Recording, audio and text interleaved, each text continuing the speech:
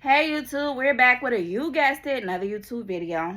And so this is what I want my dream man to do. So it's just something I thought up of about my dream man, because you know what?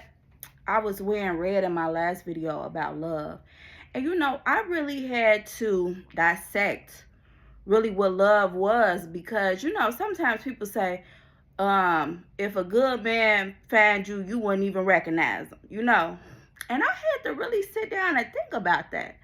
And I came to the conclusion that my voice was right in my head, that I wouldn't know a good man if I seen him. So I really had to make a list to, maybe think of some things that would kind of show me he's a good man, because a lot of people have different variations of good.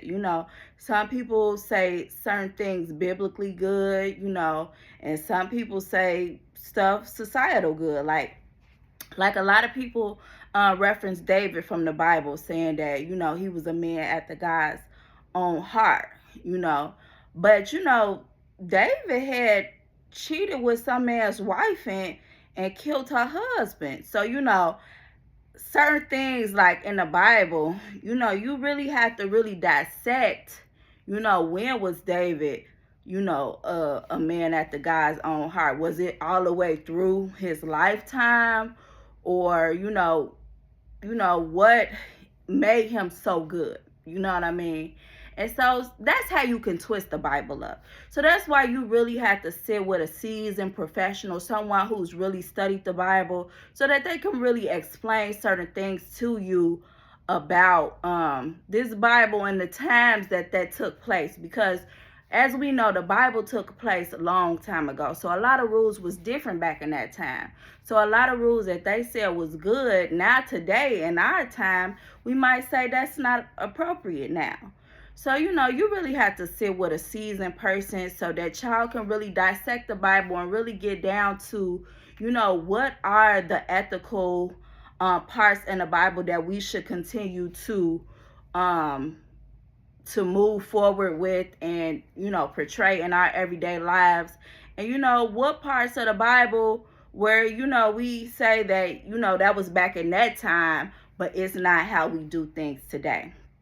So it's really, you really need to sit down with somebody that's seasoned, who really understands the Bible and the time it was written, and the actual verbiage it was written in, or language it was written in. And so I began to look up on the internet different things about, how men show their love. A lot of them was kings and stuff like that, because I really wanted to know about how a king showed his love and stuff. And so, I looked up, I think, don't quote me, but I think it was in India, where the the king or the ruler at that time, he had made the Taj Mahal for his wife. And he had made this glorious, place for her to dwell in. It's other men who built temples for their wives. It's a man who, I think he bought the stone hinges for his wife. Like, it's a lot of men who's done a lot of things for their wives. It was a man who named the park after his wife. So a lot of men that's influential, who have a lot of power, they show their love in certain ways, and they really let you know that, you're the one for them. They have an open display, an open affection of love by doing, something very I'm trying to figure out the word. They do something very like big, something big. So and everybody know this my woman, and don't nobody mess with her. You know what I mean?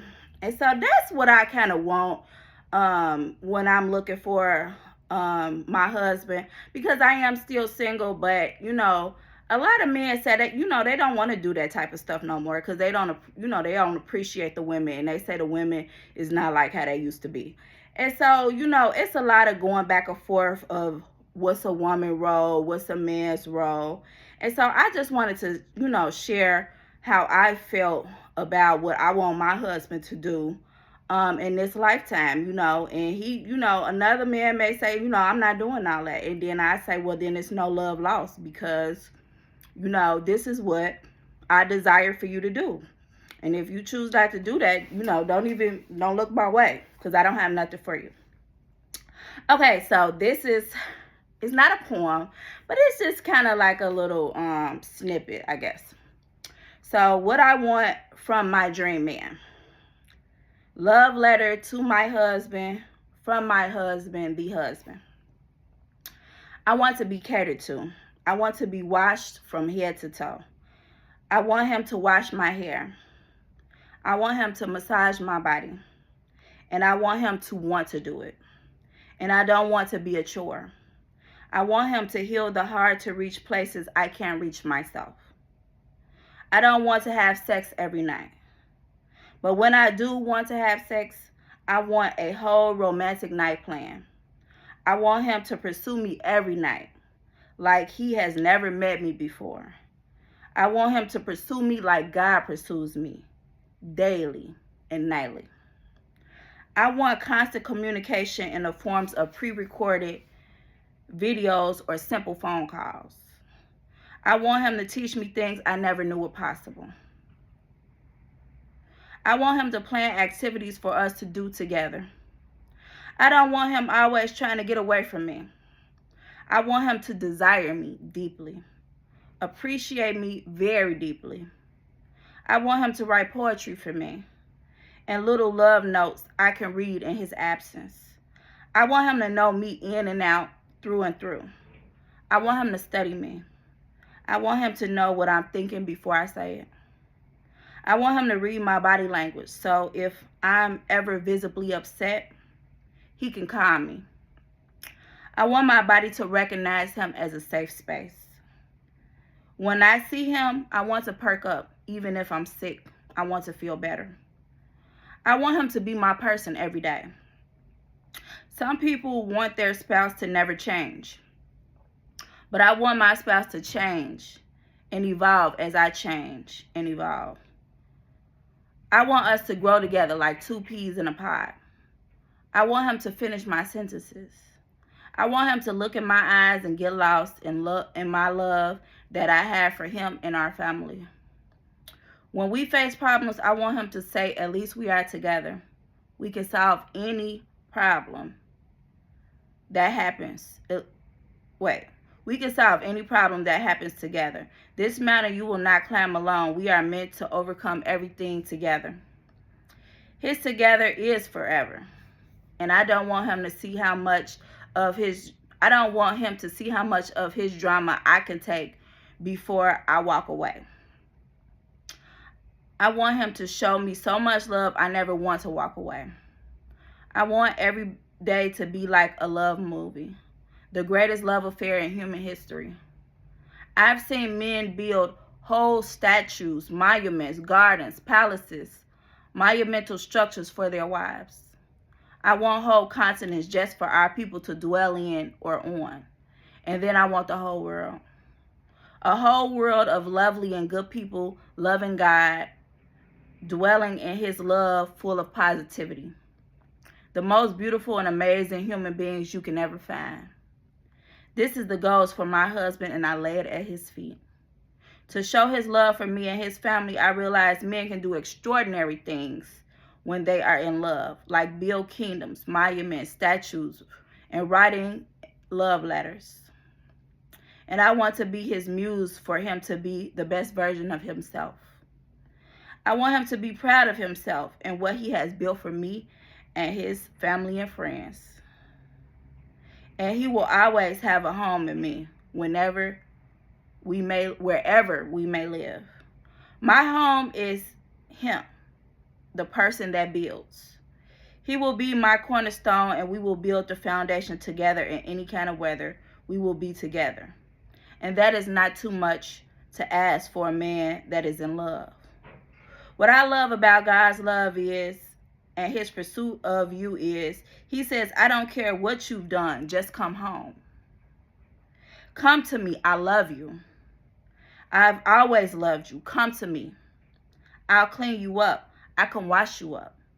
Come to me with all your baggage and filthy rags, and I will make you like new. Come home, come to me. This is the husband. This is my husband. This is the only love I want to know. Some people will say, no man can love you like that. You're asking for too much. And I will say, then there is no love lost. Because I don't want to give a man that much power over me. And he can do wrong night and daily. Your heart is the most valuable thing in your body. And if it stops, you're dead. You can still be brain dead and alive.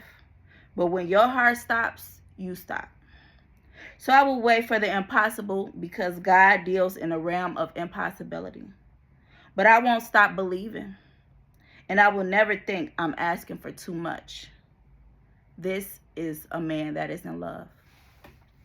And so I just thought that was something good to think about.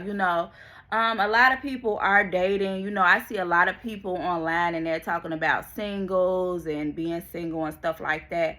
But you really have to map out what you're looking for, because you don't want to get the wrong person because you're single and you're lonely. Because when you stop being single and lonely and you really see who you hooked up with, you're not happy at all. And so now you probably got a baby in it, y'all done lied to each other and did all type of stuff. And now you don't even want to be with the person no more. And the child suffers when you do that. So you have to put your cards on the table of what you're looking for when you are dating. Okay, so this is a art channel, so we're going to talk about art. And so I've been doing the same painting, for some time. So I'm almost done.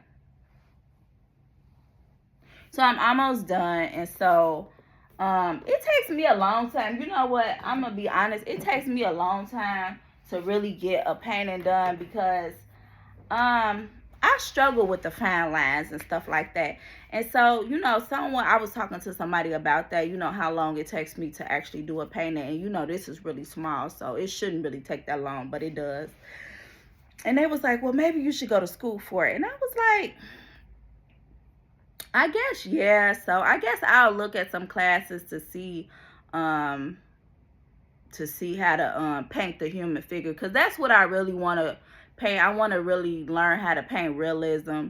I want to learn how to paint landscapes. And, I was thinking about YouTube because I'm definitely a YouTube artist. I'll turn YouTube on in a minute and, do what they said. But I did look at some landscapes, but it looked a little harder than, just turning on the YouTube. So I said I'll probably look for some art classes where I can do some realism and stuff like that.